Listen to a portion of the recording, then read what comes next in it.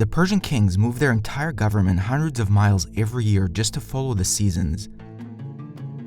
Every summer, the royal court migrated into the high Zagros mountains to their summer capital, Ecbatana.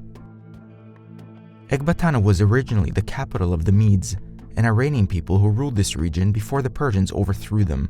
Cyrus the Great, the founder of the Achaemenid dynasty, conquered Ecbatana around 550 BC, and it later became one of the major cities of the Persian Empire. So just like Susa, Ecbatana was an older royal city inherited from an earlier civilization. It was located on a high plateau in the Zagros Mountains of western Iran, about 1,850 meters above sea level, which gave it a much cooler climate than Susa that sat at only 80 meters. Because of this, the Persian kings turned it into their summer capital. The seasonal movement of the Achaemenid court seems to have been roughly winters in lowland cities like Susa or Babylon, springs in Persepolis, and summers in Ecbatana. This was a fairly unusual system for an ancient imperial court to move around. It has often been linked to the pastoral origins of the Achaemenids, who as herders would have moved with their flock between elevations as the seasons changed. And it appears that this habit stuck with them even when they became wealthy kings ruling a vast empire. They simply preferred to migrate to where the temperature was most comfortable. And by royal court, I don't mean the king and a few advisors and guards. We're talking about a massive entourage of nobles, administrators, soldiers, servants, and attendants, an entire traveling government moving from one capital to another. Herodotus describes Ecbatana as a wealthy and impressive city, with 7 rings of defensive walls, each supposedly painted in a different color. However, this is probably exaggerated. This illustration is a modern attempt to visualize what Herodotus described. Much of ancient Ecbatana lies buried beneath the modern city of Hamadan, which severely limits excavation, so there's no archaeological evidence for his description. Compared to Persepolis, Susa, or Pasargad, very little of ancient Ecbatana has come to light. The main archaeological area is a large mound in the middle of the city, generally identified as the core of ancient Ecbatana. Excavations there have uncovered substantial architectural remains, including evidence from the Achaemenid period. But much of the mound remains unexcavated, and the site is still poorly understood. Because of this, Ecbatana is the most mysterious of the Persian capitals, and reconstructing the city involves a large degree of interpretation.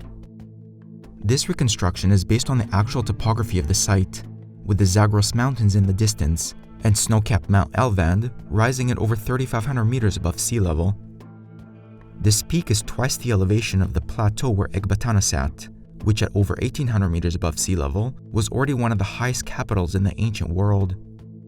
The reconstruction includes multiple defensive walls surrounding the city, inspired by Herodotus' famous account of concentric fortifications, and 3 or 4 is probably more realistic than 7. The royal complex in the center sits on a massive raised platform, which is based on the actual size of the high mound that rises above the modern city. Looking at these reconstructions of Susa and Persepolis, which are also based on the actual dimensions of those sites, the royal complex at Ecbatana appears much larger. In fact, I measured the area of the royal complexes at all 3 sites, and even with a conservative estimate for Ecbatana, assuming only a third of the mound is the palatial core and the rest was slope, it still has a larger footprint than both Susa and Persepolis. This was no small summer vacation home for the king. The palatial complex at Ecbatana was an absolutely monumental imperial center, the size of a small city. Since Achaemenid royal centers repeated similar architectural formulas, the reconstruction uses those known patterns to imagine what the royal complex may have looked like. This includes flat roof palace structures, courtyards, a double staircase leading up to the platform, and at the center of the complex, a monumental audience hall like the Apadanas at Persepolis and Susa. In many ways, reconstructing Ecbatana becomes a blend of archaeology and informed conjecture. Somewhere within the citadel was one of the royal treasuries of the Achaemenids, storing vast amounts of imperial wealth. Alexander the Great was here, and when he captured the city in 330 BC, he seized enormous riches from the treasury. By this point, Alexander had already taken Babylon, Susa, Persepolis, and Pasargad, Ecbatana was the last of the Persian capitals still under the control of Darius III, the final king of the Achaemenid dynasty. After Alexander defeated him in battle, Darius retreated to Ecbatana, where he attempted to regroup and gather support from the eastern provinces. But when he learned that Alexander was approaching the city, he abandoned it and fled eastward. Alexander occupied the city and then set off on a pursuit of Darius that would ultimately end with the king's murder by his own officers and the collapse of the Achaemenid dynasty.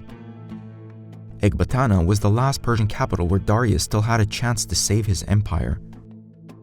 While Alexander burned Persepolis to the ground and it never recovered, Ecbatana remained important long after the fall of the Persian Empire. The Greek Seleucids ruled from here. The later Parthians once again used it as a summer capital for the same climatic reason, and the city has remained continuously inhabited until today as modern Hamadan. If you want to learn more about Persepolis and the story of how Alexander destroyed it, I made an entire documentary about the site. And if you want to learn about the other Persian capitals, here are the links to those videos as well. My name is Jordan, and thank you for watching.